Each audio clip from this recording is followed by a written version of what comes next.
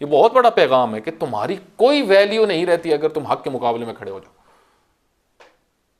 और हक के मुकाबले में ये नहीं होता कि आप ये कहें कि सिर्फ जो हज़रत अली अलैहिस्सलाम के मुकाबले में खड़े हुए थे वही बस हक के मुकाबले में थे। आज नहीं, आज कोई हक और बातिल नहीं है ना, आज भी हक और बातिल है।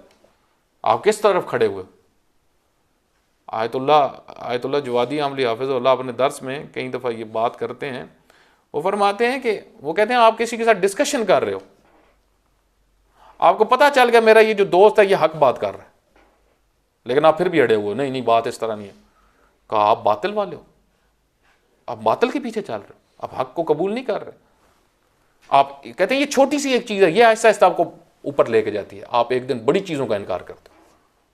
ये जो कहा गया कि एक बड़ी तादाद अल्लाह की निशानियों के, अक्सर कुरान करीम के आयात है कद्दबू बि आयातिल्लाह, अल्लाह की निशानियों को जुटलाते थे।